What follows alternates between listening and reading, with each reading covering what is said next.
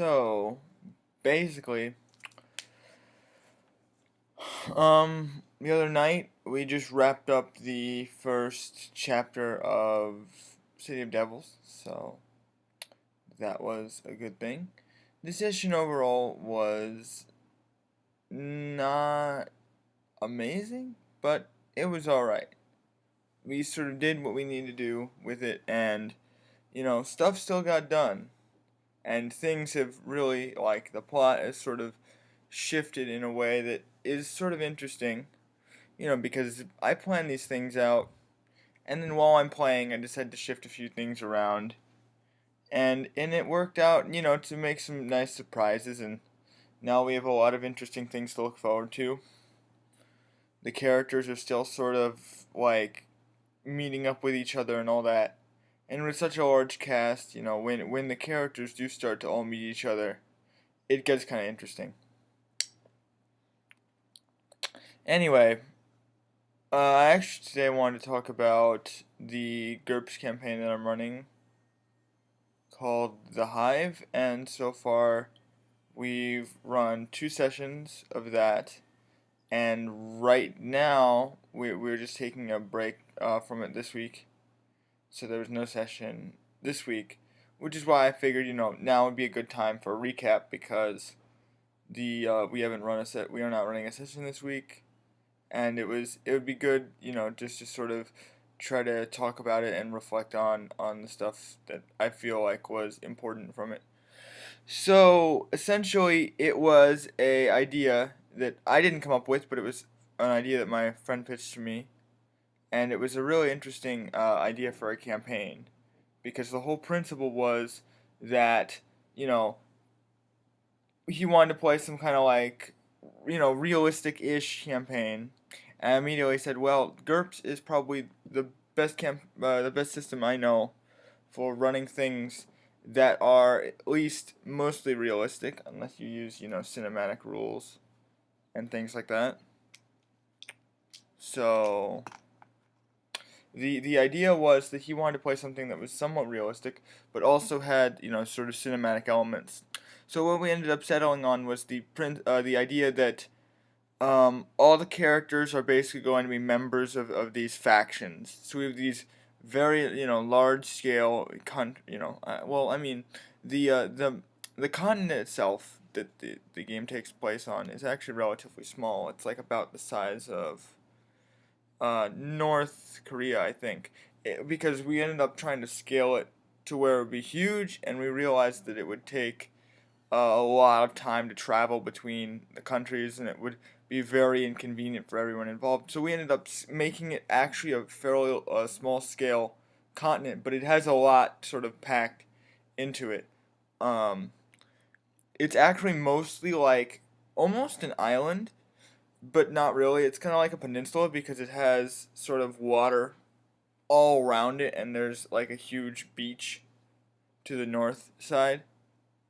So a lot of it is mostly, coastline, and in the middle there's sort of like a savanna.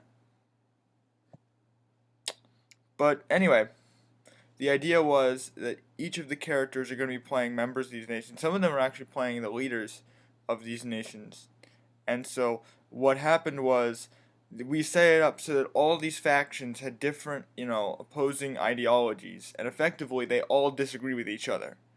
But now this place is being invaded by interdimensional monsters from, I think we decided they're most likely from like hell or some other dimension. Like some being has decided to show up and summon these creatures from another dimension to attack this sort of continent.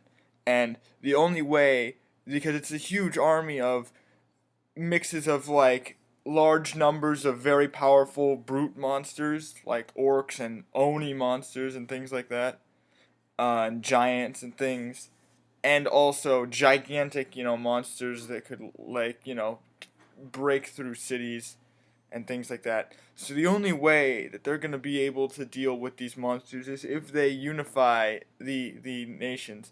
And or at least form them into some sort of alliance, which is nearly impossible because they all have sort of conflicting ideals and things like that. So it was really interesting because it was sort of like this campaign where it's like, okay, you're going to have tons of monsters to fight, but also you're going to have to deal with diplomatizing with all these nations, and dealing with how you guys are going to fight against this horde of creatures and monsters and things. And it was really interesting for me because I do kind of like experimenting around with monsters. Like that's one thing I like doing as a GM is describing monsters and having them rip and tear through people or do horrific monstrous things and have armies of orcs marching on the that sort of thing I like. And then giant monsters are just awesome because you get that whole kaiju feel from it. And I was kind of explaining the whole principle of the campaign. It's a lot like Attack on Titan, where you have these gigantic monsters, but then they're being fought basically by, for the most part, like normal people with talented individuals, and eventually they have the Titan shifters, but that's not relevant to my point. I'm talking about just the general concept.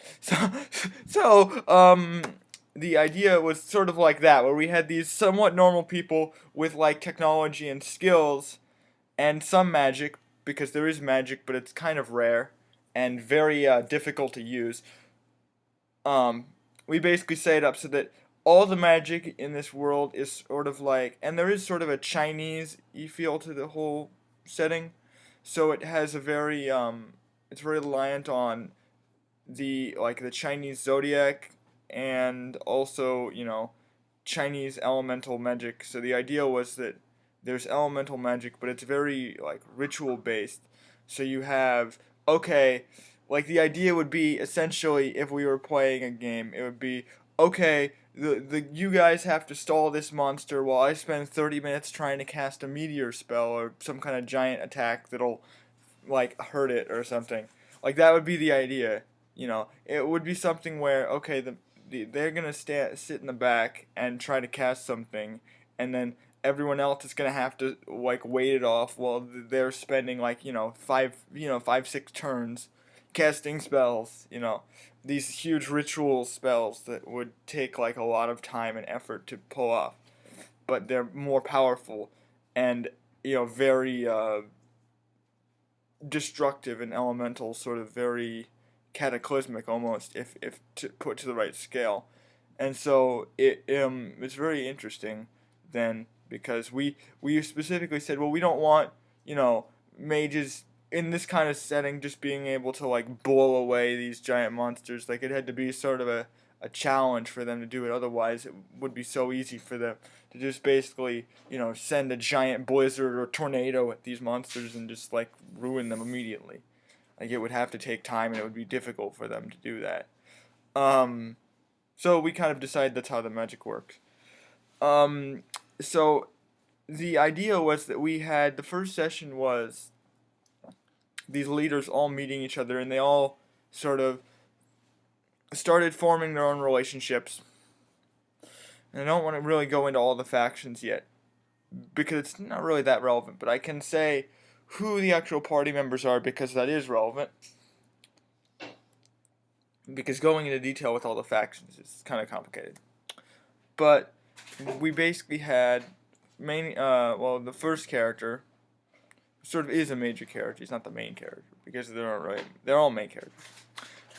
Is Noboro, and Noboro he's a human samurai from the Lion faction, and effectively his whole shtick is that he is sort of he's a super talented samurai. He's sort of a Rurouni Kenshin-esque, and he literally uses the same kind of techniques from that anime, where he will, and we literally found rules for this, which was kind of awesome, where he could literally just like quick draw his sword and slice things in half. And since he's we decided that these characters are going to have to be relatively high tier to be able to take out these monsters. But the interesting thing is, yeah, if he were to fight a human being, he would decimate them easily, because just sort of, oh hey, I'm just gonna slice you up.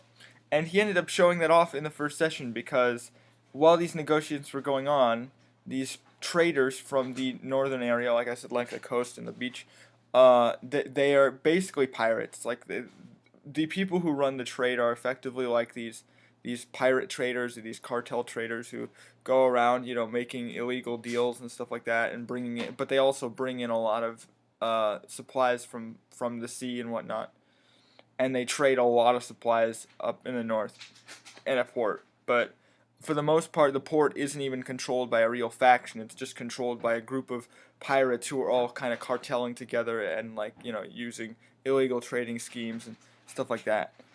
So they show up, like a representative at least shows up who was like on one of the ships in the port, or he was like a first mate on one of the ships. He shows up, and one of the other characters is a queen of the owl faction, because there are two types of races, or there are two classifications of races in this continent. There are humans, and then there are beastkin, and the beastkin are effectively sort of humanoid animals in a way, but there are varying degree. Like what we decided was that there are varying degrees of these sort of humanoid animals.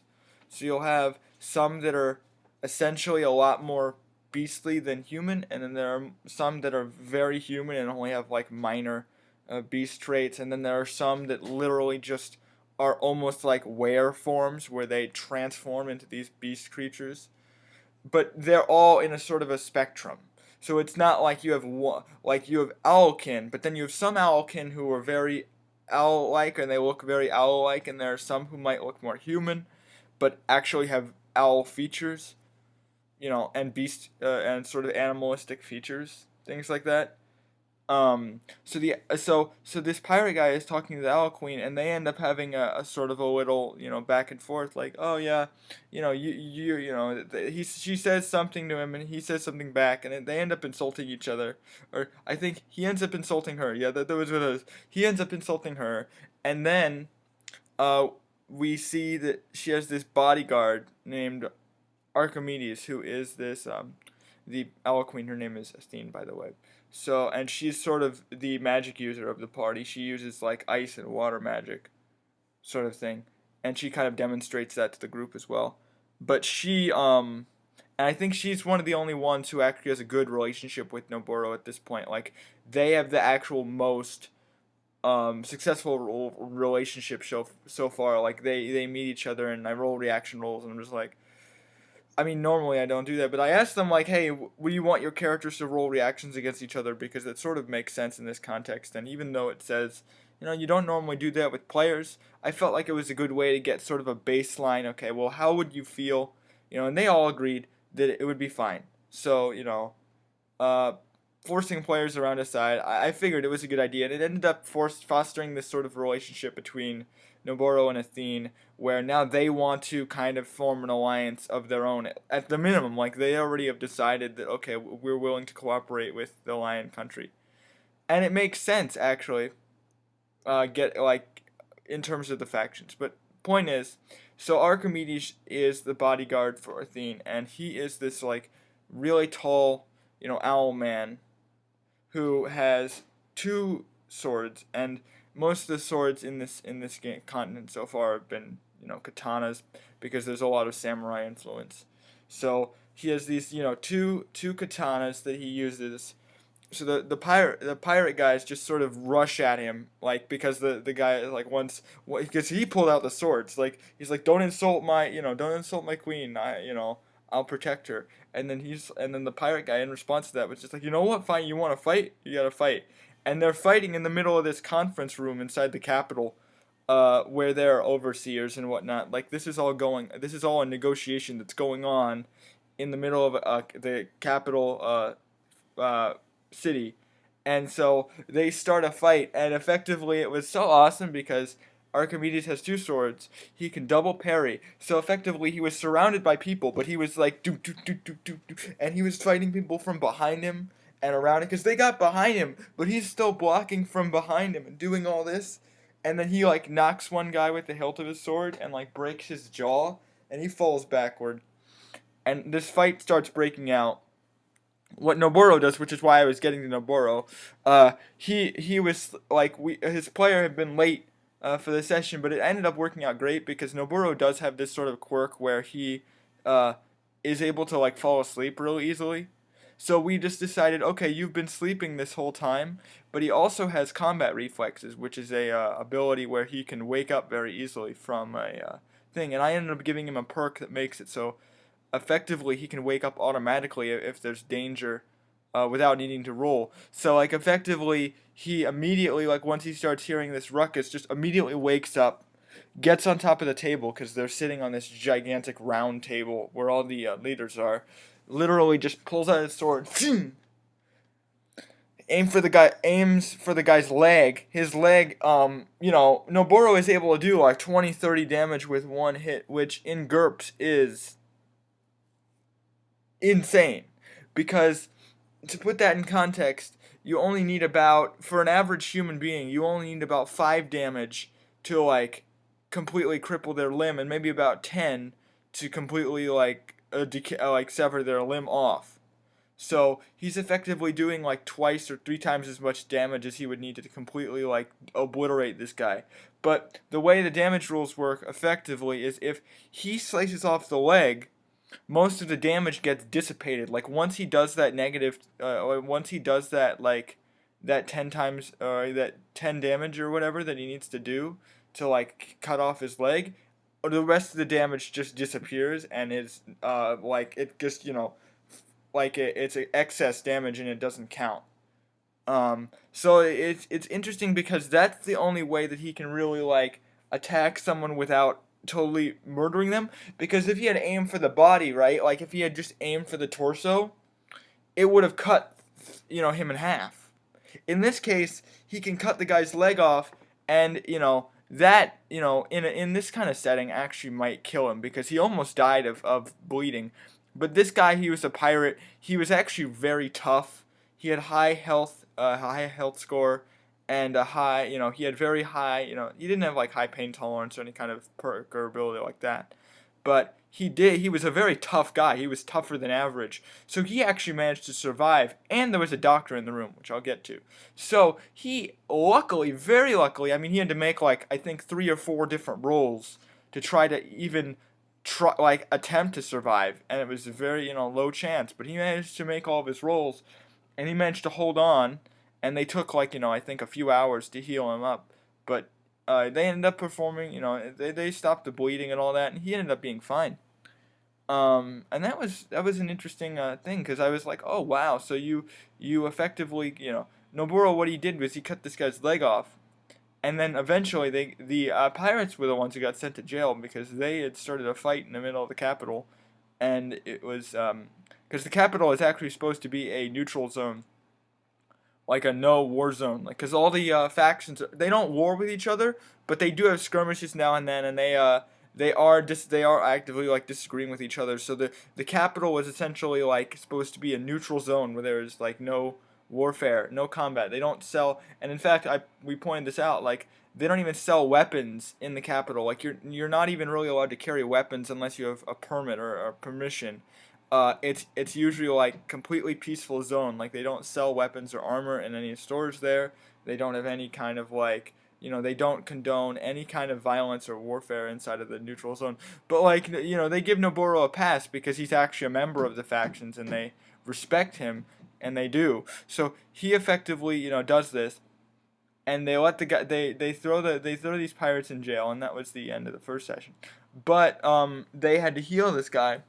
The way they did that was there is a catkin, so basically half cat person, who was a doctor, and his little bodyguard, who was a female catkin, and this catkin was actually very intelligent. His name is Excel, I think. He was super intelligent. He was a doctor. He studied. I mean, normally the catkins sort of live in the forest, and they're not necessarily dumb, but they don't really interact with a lot of the other factions very much, and they tend to keep what they are is they're basically a group of thieves and sort of beggars and stuff like that, where they go around trying to help the poor and whatnot. And but they don't really have a lot of access to like resources or knowledge. But XL usually will either smuggle or borrow, books from the capital and like learn about the greater world at large. So he is kind of the diplomat and the person they trusted to sort of uh, like talk for them as a representative of the entire faction. So he also has he has studied in a sense he has also studied like this chi healing, which is prominent in because basically the magic works off of chi energy and life energy and elemental energy in the world and whatnot. So effectively, Excel studies chi healing and stuff. So he uses like a mix of herbal medicine and like chi healing in order to help this guy fix his leg, and it actually worked for the most part. Um, so he's a prominent character who's now traveling with them, and then we had I'm trying to remember who else was at the meeting. Oh, right, we also have a representative from the Wolf Clan who are the rivals of the Lion Clan. They're also samurai, but they're more similar to like Ronin than actual like samurai, where they kind of are the wolves. Just as a aside, they sort of are all about fending for themselves in a sense. So they're very like selfish. They're very openly like more tribal and bestial than a lot of the other factions, and they are openly like, okay, you know what? If we fend for ourselves, we stick together. We're sort of a pack. But anyone who isn't in our pack, we don't really care about, and essentially, your duty is to survive by yourself, which goes directly in contrast to what the Lion Clan wants to do and what the factions want to do, which is actually bring people together, and they're actively trying to keep everyone apart. So it's sort of interesting. And so they sent one representative who is basically just a normal samurai, um, who it has a lot of character to him. I like. He's sort of just this plain-faced, honest kind of guy who's a little bit unlucky. Because the thing was we made this joke like, oh, the reason you were picked to even go to this meeting was because you were unlucky, because he took the unluckiness sort of disadvantage. And so we make all these jokes like how he keeps getting into these like minor sort of jokey sort of unlucky things, but I'm planning on eventually making it kind of worse and worse as time goes on. Like the second session, I think the only thing that really happened to him the entire session was like he was sleeping, and then when he woke up, he bumped his head on the top of the caravan they were traveling in. And I'm like, yeah, it's starting to get a little bit worse, and now you're starting to get hurt. I mean, take a bump on the head, but eventually it's just getting worse. It's like, oh yeah, you're going to a meeting that you might get hurt at. Now it's, oh, you're gonna take a bump on the head. Next thing, he might end up under a landslide, getting crushed by rocks. I don't know. Yeah, we'll see. You know, it's sort of it's gonna escalate. I tell you, it's gonna be interesting there. Um, but so he hasn't really had much of a prominent role yet. But the idea is that once they actually have to negotiate with the Wolf faction, that he's going to be one of the only people who can actually pull it off because he's familiar with their culture and their traditions and whatnot. So I'm trying to remember if I forgot anyone. No, I don't think so. So that was who met at the meeting. After the meeting, they sort of all went into town, and this was the second session. After the meeting, they all sort of went into town, tried to stock up on supplies. They ended up confiscating because what the pirates were actually doing there was they were actually contributing supplies to this effort because they had been briefed about these monsters showing up and how they're starting to invade the continent.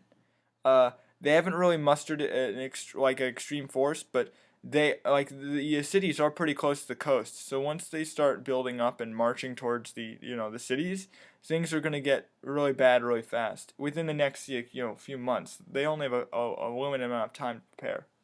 So they basically confiscated the caravan that the pirates brought supplies in because they are in jail, and Athene, who was the queen, manages to roll like a crit, and she's like on a diplomacy or a fast talk, something like that roll, where she's like, "Oh yeah, sure. They said we could have the caravan, so we're gonna take that." And the guards are like, "Yeah, okay, you're a queen. We trust you, sure."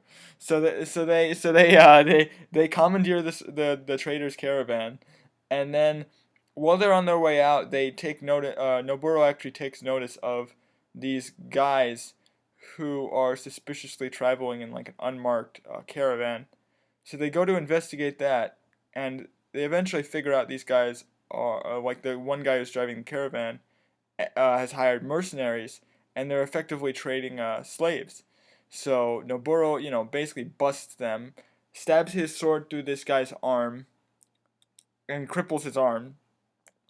And then after that, the mercenaries try to grab him, and he uses his he has a special parry style where he can parry from the side. Actually, he has a thing where he can parry from the side like very easily.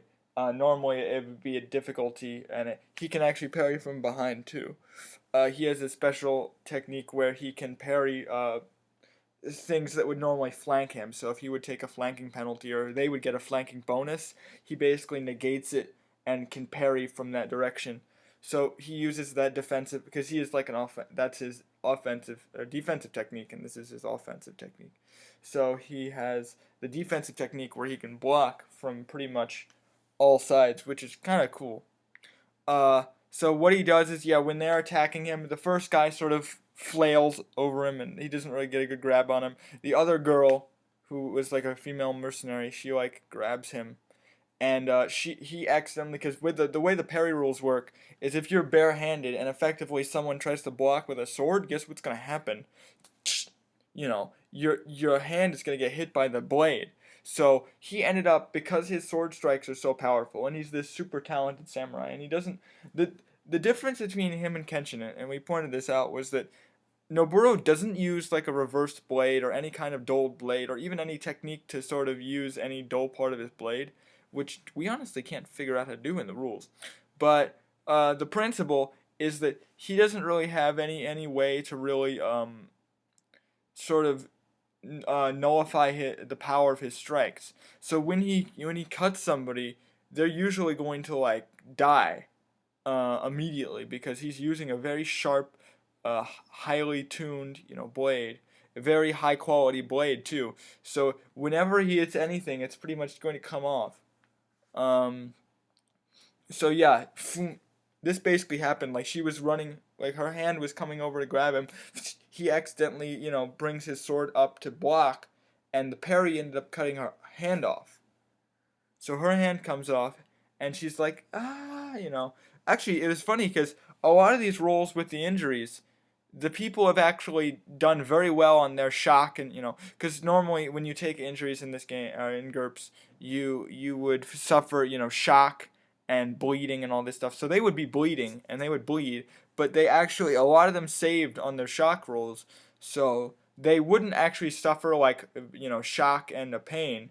They actually like would deal with it, because a lot of these people were like professional soldiers or really tough guys, so it makes sense. But it's interesting to me that like he'll literally hack off limbs, and they'll just be sitting there like, oh my god, my hands off. But other than that, they aren't like frozen in pain or screaming in pain and stuff like that. These people deal with it pretty well.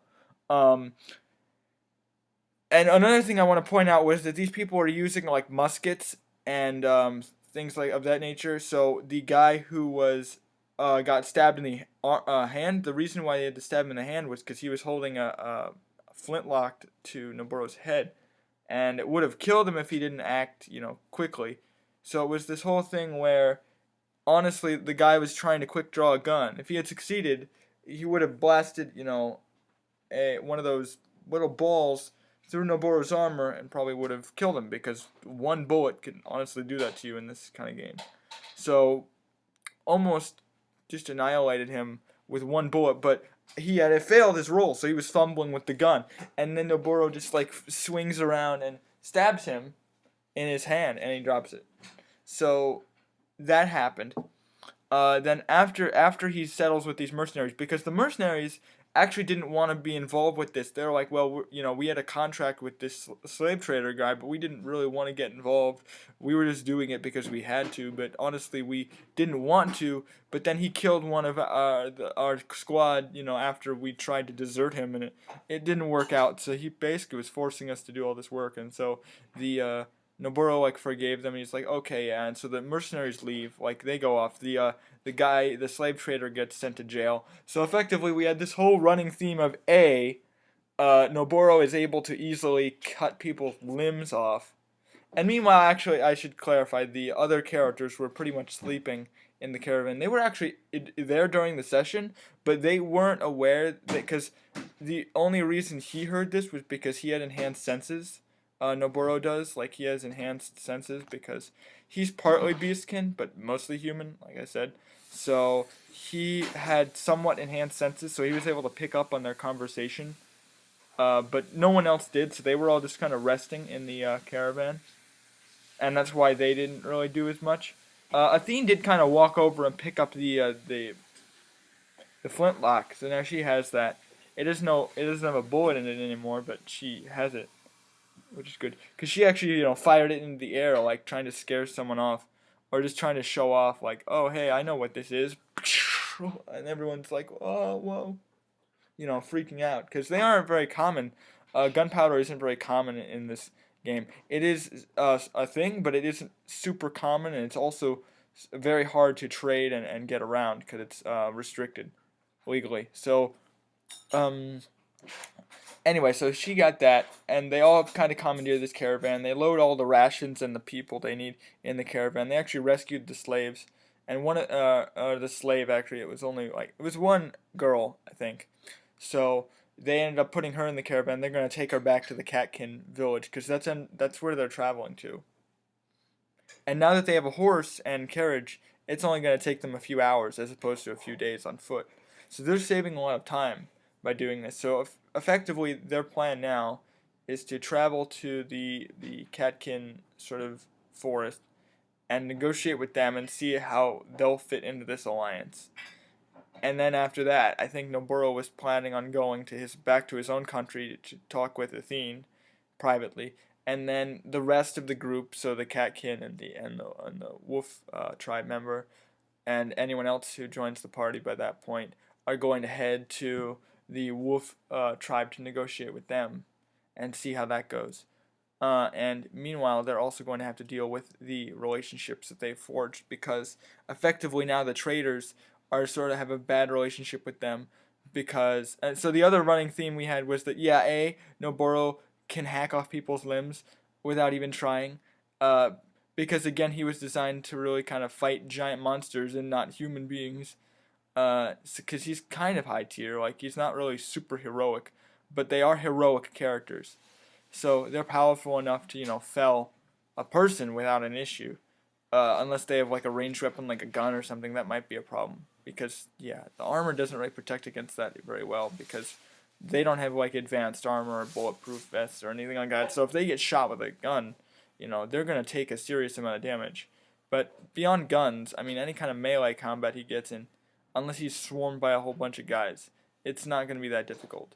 But yeah, he can hack off people's limbs without trying, and he doesn't want to most of the time. So we're trying to figure out a way to curb that, but it's actually very difficult unless he specifically says, he has to aim for a body part because otherwise he'll just kill people.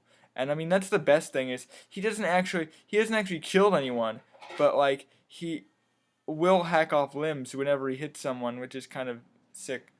But that's what happens when you're using a super sharp blade and don't apply any kind of restraint to it. So effectively the other recurring theme we have now is people that Noburo has crippled going into jail, and they're all getting sent to the capital jail.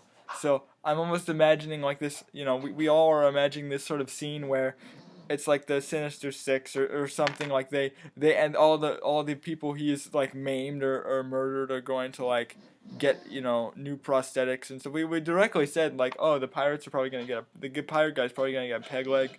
This guy on the other thing might get some kind of metal arm attachment implant thing. We don't know, but it's gonna be hilarious to see like what's gonna happen to these guys he keeps sending to jail, because eventually they're gonna come back to bite him somehow. But yeah, beyond that, the next session is probably going to be them just traveling to the village and seeing what happens there. And